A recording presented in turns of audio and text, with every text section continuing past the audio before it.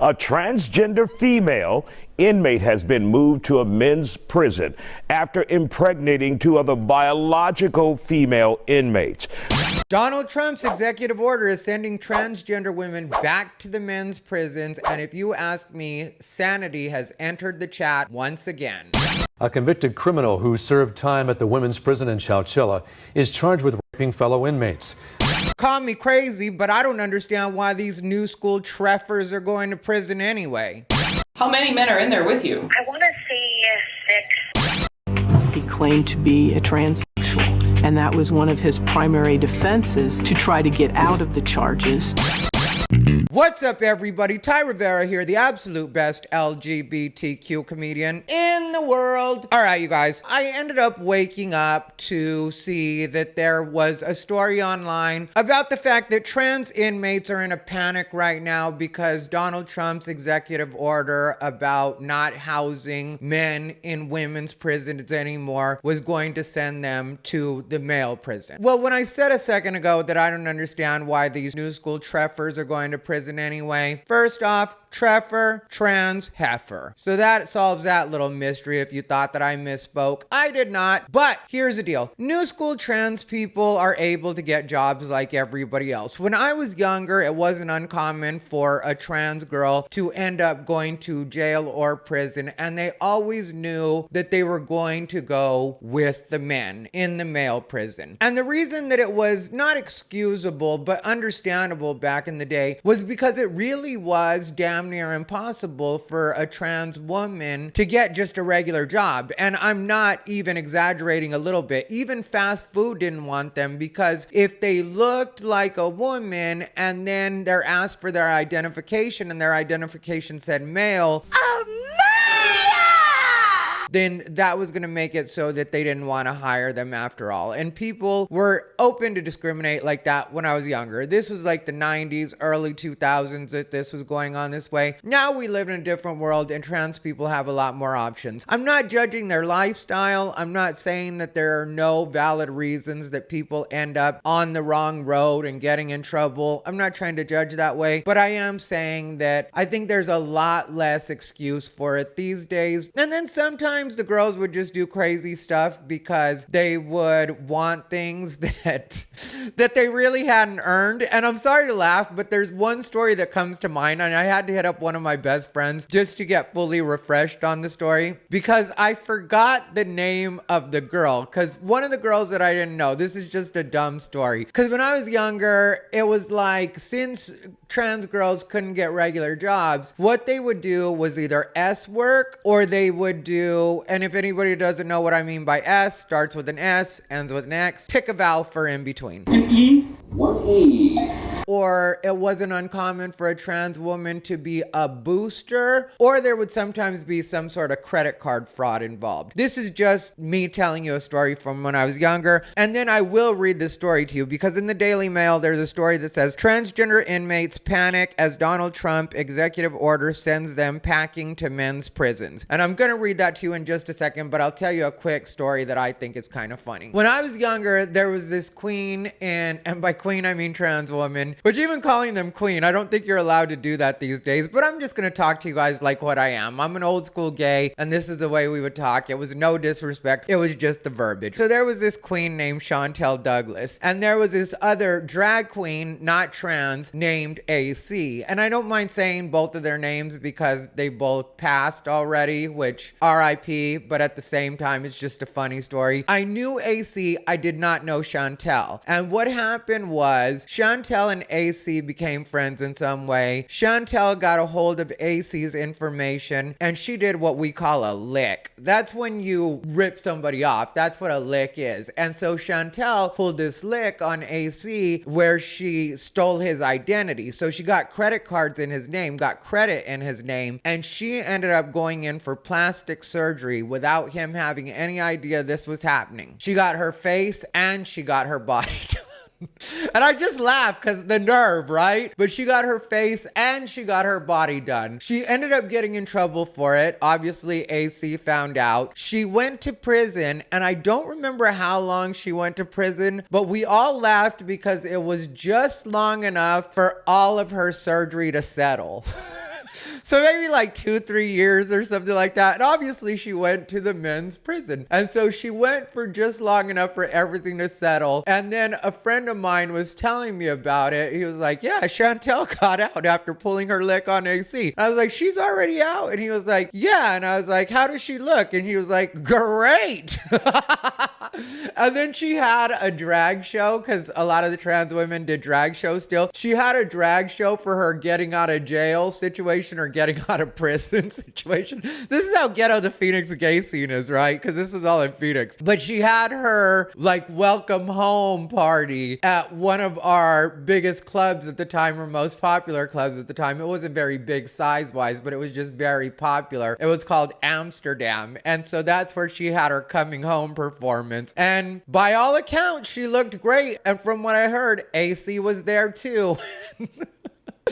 But my point is, everybody just knew that if you're a trans woman and you got in trouble, you were going to men's prison, you were going to men's jail. And now you have trans people that have been convicted, mind you, convicted of S crimes or have S crimes against women on their record. This is something that's happening in this country and in other countries as well. Isla Bryson was convicted on Tuesday of raping 2 women, offences committed, as you say, when she was known as Adam Graham. And in fact, Graham only decided to transition whilst awaiting trial. Now, after conviction, but before sentencing, she was sent to Cornton Vale Prison, which is a women's prison. And they are going to female prisons, or were going to female prisons. So the fact that Donald Trump with his executive order has been able to right this wrong, to me really does say a lot. And the fact that it's gone right into motion the way that it should, and they're panicking, but at the same time, I don't know what they're panicking about, because even if you're in jail and you're a feminine guy, because when I was younger, I didn't try to project femininity in any way. That wasn't part of, well, when I was super young, I kind of did, because I thought it was fun to do kind of gender bending thing, but I wasn't trying to present as female. But there was a point where I got in some trouble for DUI and a couple other things at different points, and I had to go to jail. And just the fact that I looked what they considered to be a little feminine, I know, crazy to believe at this point in my life. And the guys would even flirt with me, and they do it on the down low, but they would definitely flirt with me. And I never felt at all threatened. And maybe that's something different in prison, but the girls that I know, trans women that I know that ended up going to jail or prison and having to spend a little bit of time there, they used to talk to me about it like it really was a vacation. They would talk to me about the fact that they would have husbands while they were in there, and they would use Kool-Aid in order to like mimic lipstick, and they would make their clothes look like they were advertising in some way. They'd be like, yes, girl, I didn't want to leave. So I don't know when these new school queens got so soft, but we're going to read this story and we'll see what they're trying to talk about. By the way, before we go any further, please like, comment, and subscribe. The goal is to get to 100,000 as soon as possible. We're making great progress. We're just short of 65,000 right now. So do your part, hit subscribe, and make sure you click the bell, set it to all notifications so that you know every time I upload. Now let's get on with this story. And this is from the Daily Mail in case anybody's at all interested in what my source is. Hundreds of transgender federal prisoners are living in fear after a roundup that will send them packing to men's lockups following a day one executive order from President Donald Trump. Now lawyers are desperately trying to find a way to fight the order, saying the prisoners will have a target on their backs as they move in with the hardened male inmates. Sounds kind of sexy to me, but it's going to be incredibly dangerous, attorney Moira Meltzer-Cohen told DailyMail.com. Okay, so apparently Moira Meltzer-Cohen, that lawyer, also represented Chelsea Manning in her case. So anyway, Meltzer-Cohen represents Donna Langen, a transgender woman who underwent a sex change in federal prison. She is serving a life sentence for bank robbery as a member of the neo-Nazi Aryan Republic Army. Langen led a double life. When he wasn't running the ARA, he lived as a woman named Donna. This had been something he'd been doing for a while. This ain't somebody just throwing on a wig and putting a dress. This was someone who was really trying to be a woman. Prosecutors believed Langen's sexuality was a ruse.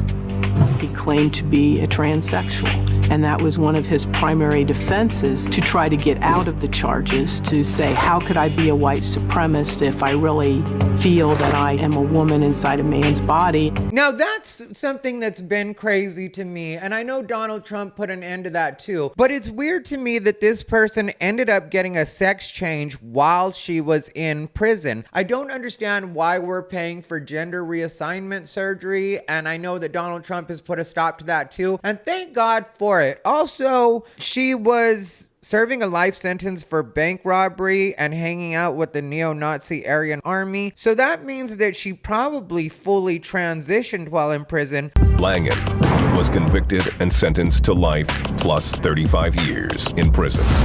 Langan stuck to his claim that he's a woman trapped in a man's body. He petitioned to have the surgery to enable him to physically become more like a woman. That has not been granted, but he certainly has tried. Which is something I've heard about people doing. These men will decide after they get into prison that they want to transition, and God love her, she went all the way and got a full transition. But there have been cases where they don't even attempt to look like or be women and really don't seem to be starting onto any path that's leading them to transition, but they just say that they're transitioning or feel like women, and then they get locked up with women, and then they'll end up, in some cases, R-wording women, and not only that, also in other cases, getting them pregnant. A transgender female inmate has been moved to a men's prison after impregnating two other biological female inmates. We're talking about Demi Moore, or Demi Minor rather. Don't want to make that mistake. Demi Minor. She was born male, but she started her transition as a woman in 2020. Minor has been blogging about her experience in the men's facility. She says she suffered physical and psychological abuse despite her own actions of getting women pregnant in the female facility. I just wanted you to see the environment. So they put 5 of us in here, and I'm just being patient right now. So it's difficult, it's frustrating. I just wanted you to see what's going on. Now, in New Jersey, you have the opportunity as an inmate to decide where you go if you identify as a female, even though he clearly looked like a male there. But that's in the Jersey prison system. So I don't know how this was being allowed to happen in the first place. And nothing against this chick, Donna Langan. Maybe she really did feel like she was trans and she wasn't able to express that until she got into prison. Or possibly she just wanted a softer ride, and the way to do that was to get in the women's. And if she's serving a life sentence anyway, she might as well do whatever changes to herself she wants to do. Either way, I think, and I know that some people are going to get mad at me for this, but I really do feel like once you go to prison, I feel like you lose the privilege to be able to identify into anything. Now, I get it if you're already on a particular path and they're able to provide you with your hormones or anything like that that's going to keep you stable, keep your dysphoria at bay. That part I can get. But as far as I want everybody to respect me as this particular thing, I feel like once you go to prison, those days are over. You're just inmate number 765, just going to make up a number out of my head. But that's what you are. You're just a prisoner number and you're property of the state. And that whole respect my identity goes out of the window. Not that anybody wants to deal with that anyway on the outside world. But when you go to prison, that's really shouldn't be a thing. It's like, what are we even doing right now humoring this? But let's go on with the story. Meltzer Cohen said she fears there would be a bloodbath if her client and other trans inmates are forced into male prisons. Well, try it and find out, because it could turn out to be like you're saying, but I'd be willing to bet that most of these prisoners haven't seen a woman in a while, and they're probably going to be the most popular girl on the block. If you ask me, these ladies will never want for ramen or hot Cheetos again in their life. Their commissary will be full. If they're doing things right, they'll turn their cell into an in-call service, you ask me. I've seen some of the videos on X from guys that are in prison. There are guys in prison that are running full-on OF pages. Ask me how I know.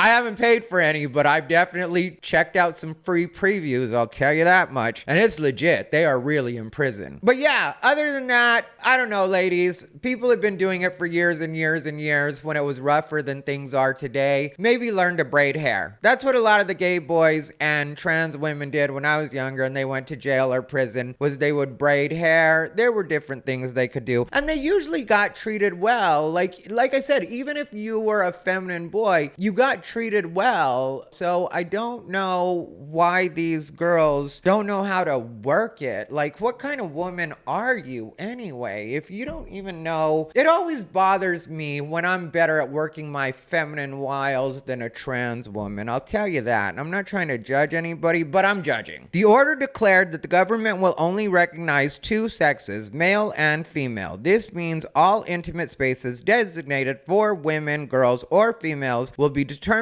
by sex rather than gender identity, the way God intended. Okay, I added that last part, but DailyMail.com viewed an email from a federal public defender in Massachusetts that was sent to colleagues nationally. It stated that one of her clients imprisoned in Minnesota, a transgender woman, was among those rounded up and is terrified of what will happen when they're sent to male prisons. Well, I'm sure that you're not any more terrified than the female inmates were having to deal with the male on their unit. How many men are in there with you? I want to say 6.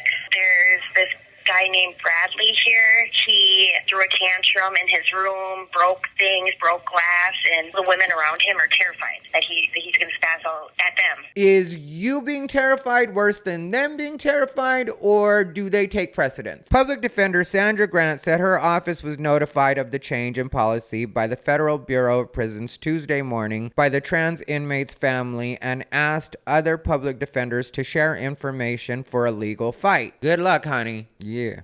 Good luck, honey. Quote, our office represents a trans client who for the entirety of her pretrial detention and BOP custody has been in a women's facility, Gant wrote in the alert sent Tuesday afternoon. Her family reached out in a panic as of this morning. She, along with others at FCI Waseca, have been segregated and told that they are being processed out to a transfer center and then to a men's prison. She is terrified, Gant explained. Has anyone prepared to litigate this or have any insights and or advice on challenging this or any contacts with ACLU, etc., who might be litigating this? Gant asked. Trump signed orders Monday rolling back protections for transgender people, ruling that the two immutable sexes are not changeable and that federal prisons, along with shelters for migrants and rape victims, are to be segregated by sex. Federal money will also no longer be used to fund transition services. The president also demanded officials use the term sex rather than gender. What did I tell you guys all this time? Federal agencies were urged to end funding to promote gender ideology and protect against trans extremism, representing major policy shifts from the Biden and Obama administrations. You know, I don't mean to harp, and I'm not trying to be an I told you so, but this is what I've been talking about the whole time. When I've been trying to warn on this channel over and over and over, and if you've been watching me for the last couple of years, you know that I have repeatedly warned trans people and the LGBTQ community that this kind of stuff was going to happen, that people were going to have enough and there was going to be an end to all this madness. And nobody wanted to listen to me. Everybody acted like I was stupid. Everybody acted like I was hateful. And we are going to look back on the years in between now and 2015-ish was when it was. So those 9 golden years, and be like, that's when trans people really had a chance at getting to be treated the way that they wanted to be treated. Everybody was trying, you pushed too far, and now people that kind of would fit the bill, and I'm sure that some people wouldn't mind having in particular facilities, even if they had to be on their own or in some kind of special ward that was specifically for them, a third space, if you will.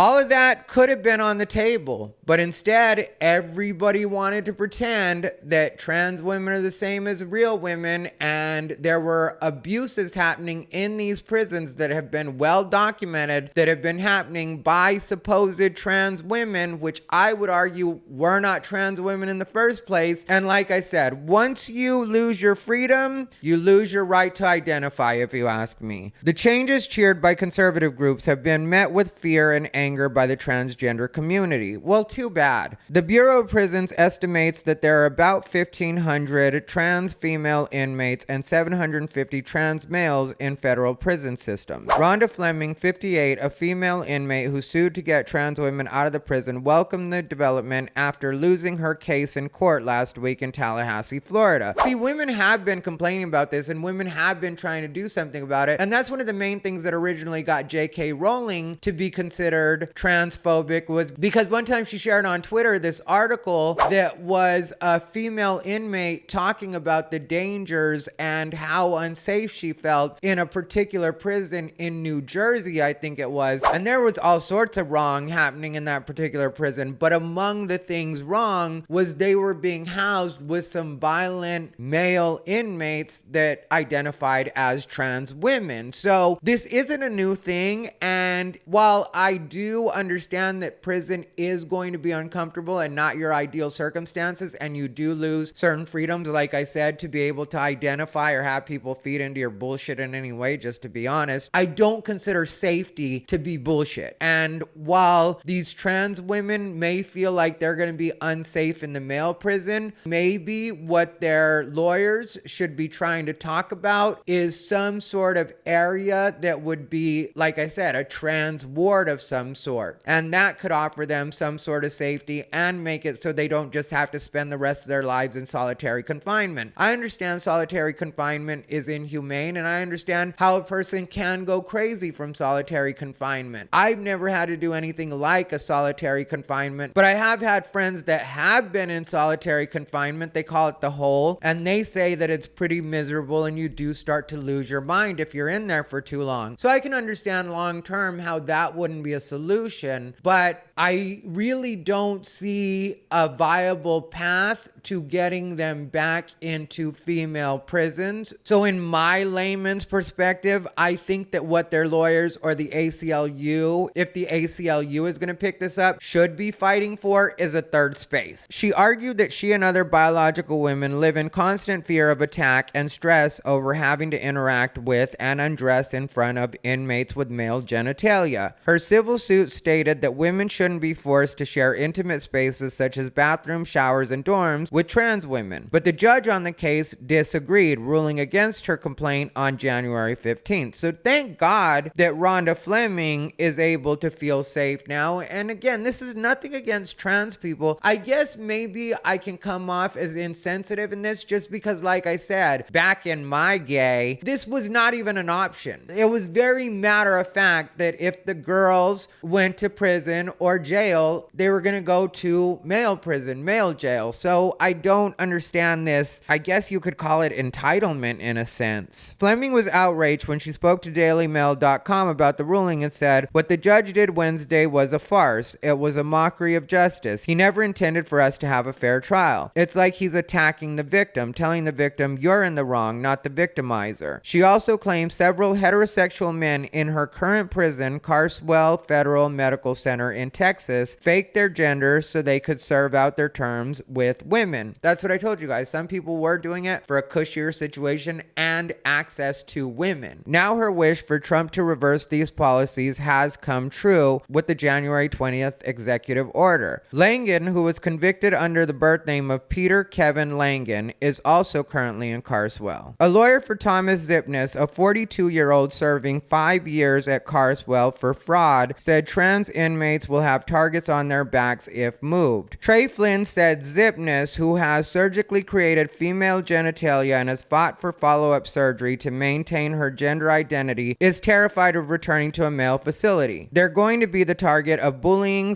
sexual violence, all sorts of mischievous sorts of actions by other inmates, added Flynn. But another lawyer clarified that while BOP is rounding up trans inmates, officials have yet to decide where to place inmates who have already undergone sex changes. Well, the good thing is you end up with the right one, you won't have to worry about dilating. Okay, I really shouldn't have said that. The BOP is planning to move transgender females into men's prisons, but there could be separate arrangement for those who are post-surgical, the lawyer said. Like I said, third spaces. They've separated those individuals as well, but there is no movement from there yet. The BOP is trying to figure out exactly what to do with those who are post-surgical because these inmates could face additional security concerns in a men's facility. So it sounds like they're in the exact same position that the women were. And while I agree that something should be done for them so they don't face that kind of violence, I think this is a good learning moment for them to think, oh, okay, maybe this particular person wasn't just being a bigot. Maybe Rhonda had a point when she was saying that she didn't want to be with us, just like we don't want to be with fully intact male prisoners or non-trans male prisoners or just male prisoners, however you want to put it, you know what I'm saying. But to me, this is a perfect example of a person or a group of people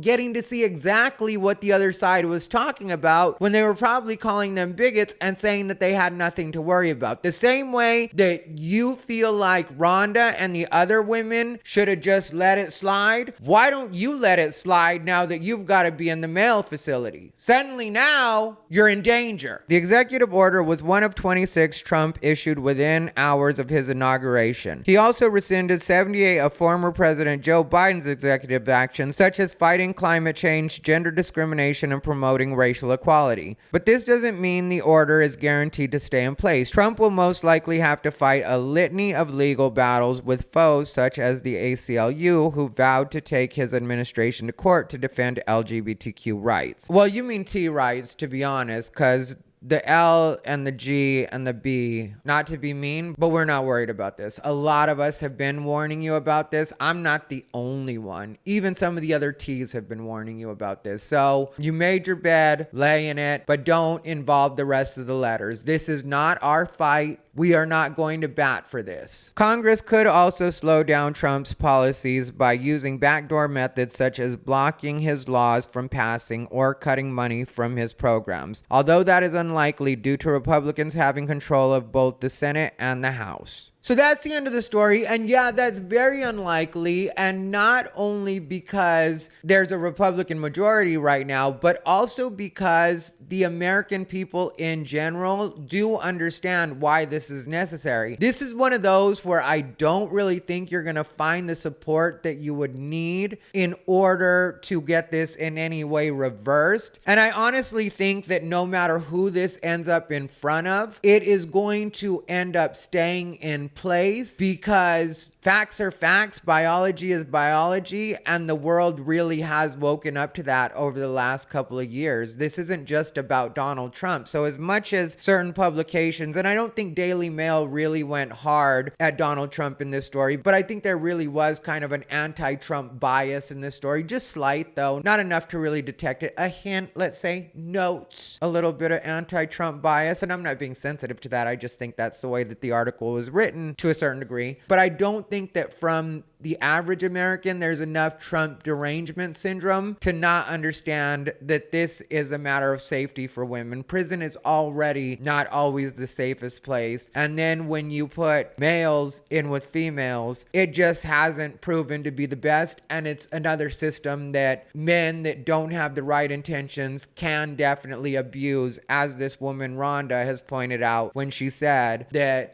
there were basically heterosexual men that were identifying as female so that they can get into women's prison. Anyway, let me know what your guys' suggestions are down below. I really would be anxious to hear. Also, if you want to see my video about CNN's Dana Bash getting caught trying to twist the truth while talking to our new border czar, Tom Homan, check out the video on your screen. Other than that, thank you for watching. This has been Ty Rivera, the absolute best LGBTQ comedian in the world. They bought into his bullshit.